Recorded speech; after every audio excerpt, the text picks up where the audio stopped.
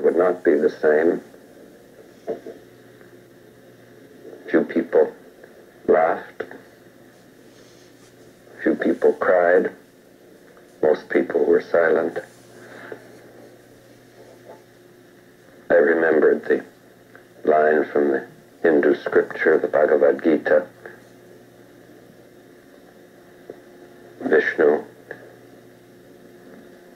is trying to persuade the prince that he should do his duty, and to impress him takes on his multi-armed form and says, "Now I am become death, the destroyer of worlds." I suppose we all thought that one way or another.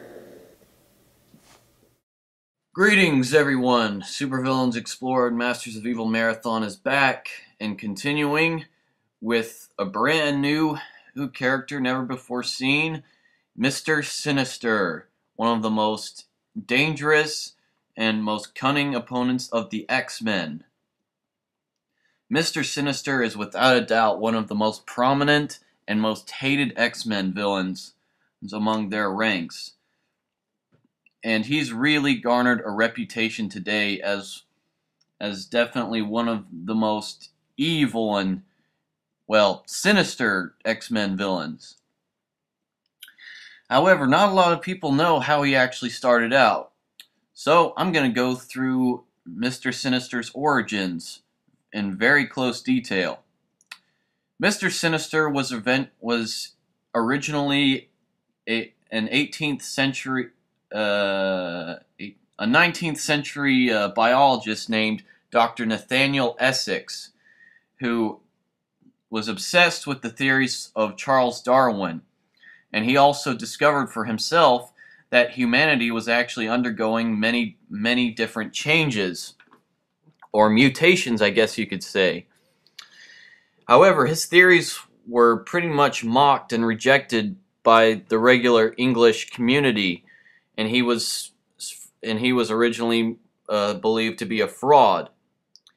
And because of this, he hated everyone. However, he eventually encounters the immortal mutant known as Apocalypse. When Essex is convinced by Apocalypse that he's a mutant, Apocalypse uses his highly advanced technology to transform Essex into Mr. Sinister. And in a sense, he gave Nathaniel Essex extremely strong telepathic powers, as well as some very pale white skin with blood red eyes, giving him sort of a vampiric appearance.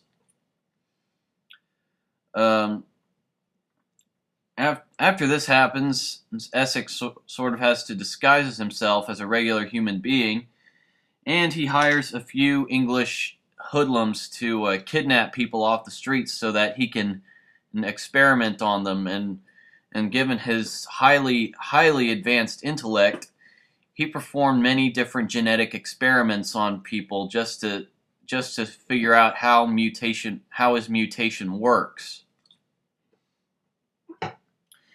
Sinister would go on throughout the entire 20th century conducting experiments on all kinds of different mutants. And not to mention that, but he also created some of the most well-known mutants today, such as the living monolith. However, I can't possibly name all of Sinister's exploits during the 20th century. However, I will say that some of the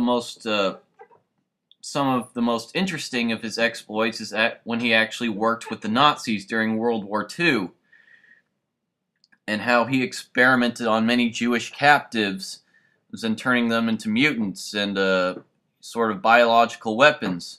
Another interesting fact is that Magneto, who was just a little kid at the time, actually saw Sinister a few times, and he can actually recall seeing Sinister at the Auschwitz concentration camp where Magneto grew up at. The Nazis were well aware of Sinister's real appearance, and they nicknamed him Nosferatu because of his vampire-esque appearance, what with his white skin and his fangs and his blood-red eyes, in which he looked very demonic, but the Nazis were pretty cool with his appearance, I guess because they were just evil that way. Sinister would actually work behind the scenes, and he would create many different android clones of the invaders, including Union Jack, Captain America, and the Human Torch, and Namor the Submariner. Eventually, after World War II, Sinister would go on, and he would go under several different identities and perform several more, lots more research. And he would create a band of mutants that he would to work for him, which he named the Marauders.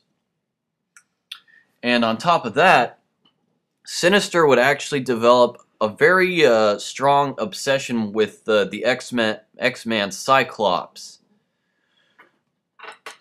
Scott Summers. In the future, Sinister would do a whole lot more things that would affect Cyclops personally. That's Mr. Sinister's origin, pretty much. There's a whole lot more stuff I could say, but there's really not enough time in this video to talk about it all. I also forgot to mention the fact that Mr. Sinister actually influenced a man named Herbert Windham, who would go on to become the extremely powerful Marvel villain known as the High Evolutionary, and that he also was involved in the government project named Project Black Womb, where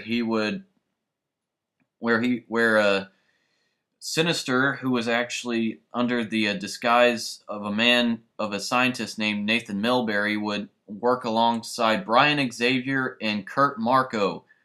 Yes, that's right, the fathers of Professor X and the Juggernaut, Kane Marco, in studying thousands and thousands of mutant children and just figuring out what makes them tick.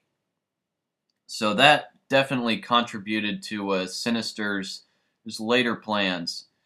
Now back to what I was saying about his obsession with Cyclops.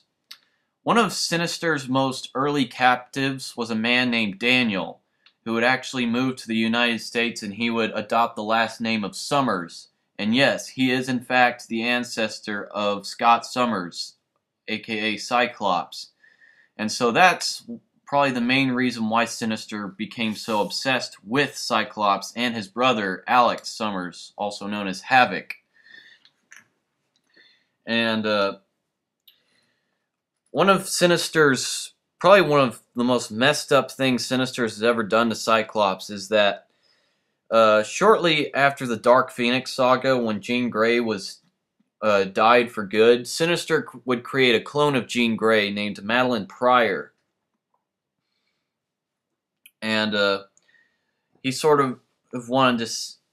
And the reason why he created this clone was so that she and Cyclops could create a baby that Sinister could experiment on more and sort of turn into the ultimate mutant weapon. However, Madeline Pryor succeeds at seducing Cyclops, and then they end up mating, and then they do produce a son, but it doesn't go exactly how Sinister wants it, because Apocalypse, who is actually in hibernation due to an accidental thing that happens a couple hundred years earlier, where Sinister accidentally attacks Apocalypse with a plague that he developed.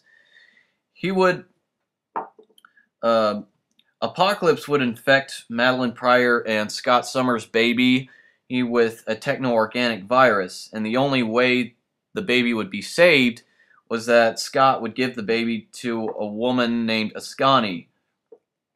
And yes, for those of you who are curious, the baby's name was Nathaniel Summers, and he would grow up to become the time-traveling mutant hero known as Cable. Another really bad thing that Sinister did was that he unleashed the highly deadly mutant disease known as the legacy virus on the whole world. Now, granted, he didn't create the legacy virus. The man who created the legacy virus was a dangerous mutant terrorist known as Strife, who was actually a clone of Cable. Yeah, this keeps getting more confusing, I know. So in a sense, you could say that Sinister was the person who created the legacy virus, because, as after all, he created Madeline Pryor, who created Cable, who created Strife. So, in a sense, Sinister is the perpetrator behind the legacy virus, and also the man responsible for the death of Colossus, who sacrificed himself so that all mutants would be saved. And on top of that, the High Evolutionary, the man whom Sinister had influenced so much, would actually develop a grand world scheme to rid all mutants of their powers. Sinister took advantage of this, and he also tried to create a sort of doomsday device that would transform every human being on the planet, whether they be mutants or humans, into the ultimate mutant creatures. And that's really all I have to say about Mr. Sinister. Fantastic villain, and I figured he'd be a nice little treat for you guys. Later.